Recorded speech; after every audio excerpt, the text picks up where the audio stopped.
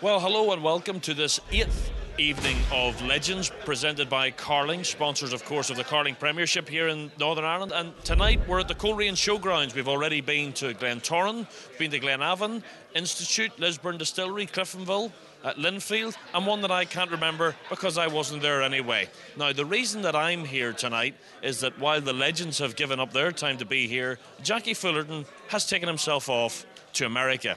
He's copped out, so I'm Joel Tigert from BBC Sport. Although if things go really badly, please remember that my name's Neil Britton and I'm from UTV.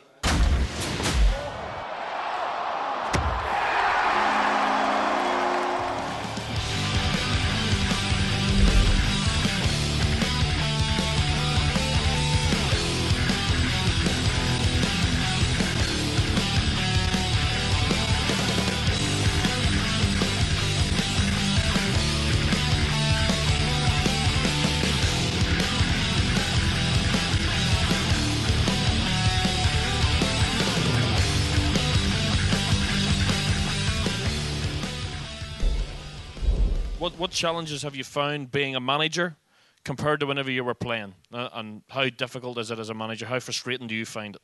I was just going to say frustrating. It's funny. I keep going back to last Sunday or 2 Sundays ago when I was with the boys up at Big Armies. You shoot a great day. Tell us a bit about that. What all happened up there on the day? Well, obviously, most of the Coleraine, it was hard to get everybody down because Bice's injured and Big G's across the water. We played, we just said we'd get all the boys together for a day, but it turned into a big charity day and things like that.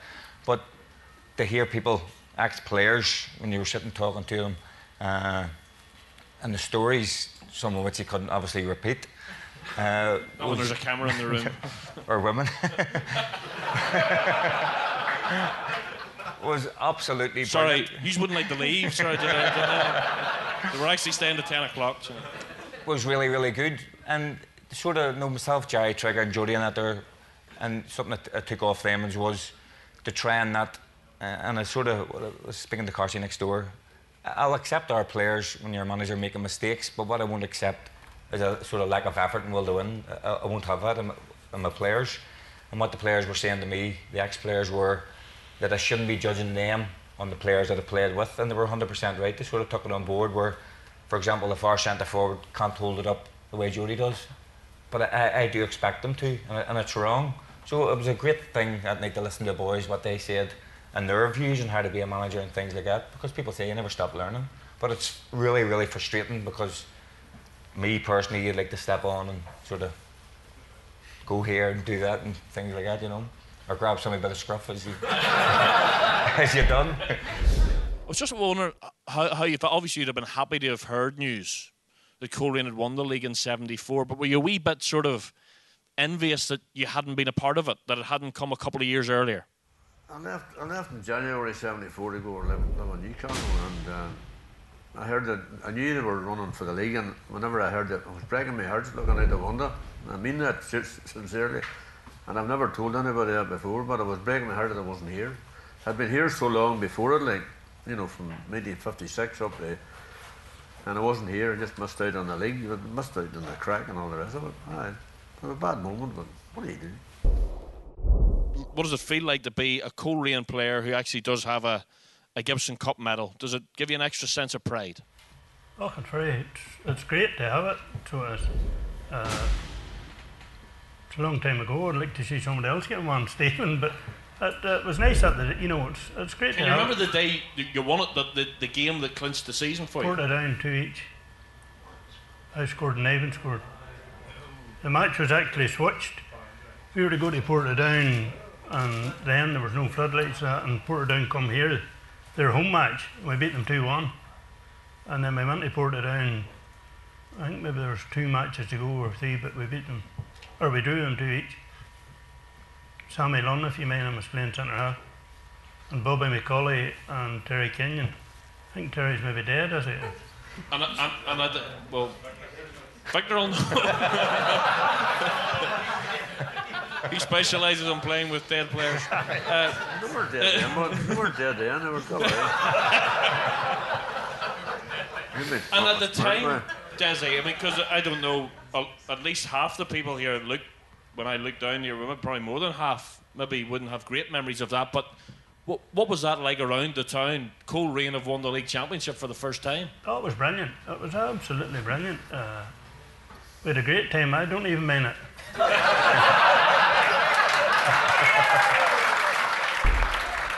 On a similar theme to that, I'm going to tell a story, and he doesn't know that I'm going to tell it, and it's not to embarrass him, but I was doing a game with Roy Coyle on the radio recently, and we were talking about players and people that scored goals, and Stephen Carson scored a goal and got it in the headphones that he'd scored a goal at another game.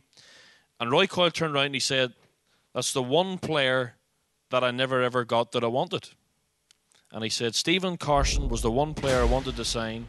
He said he still thought he was the best player in the Irish League.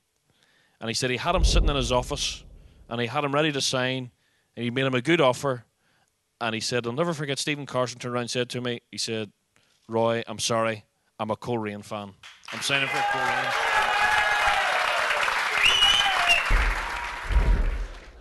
Stephen, is playing for your country your proudest moment in football? From Johnny Hines. Johnny Haynes. It's up there. It's up there. I don't know if it's like the one defining moment, but I think it's something I never thought would happen. And the play against Italy in Italy, I think, was very special. So it's definitely in the top 2 or 3. I think we all accept that Coleraine's the best club in Northern Ireland. But in terms of the biggest club, we accept the Blues and the Glens were there. But for us being the third biggest club in the country, why have we only ever won the league once?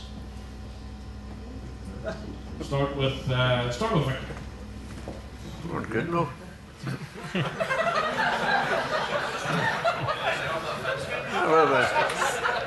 I got two runners-up medals. That's as close as I got to it. But maybe they weren't good enough. I think Linfield. You're taking Linfield and Glentoran.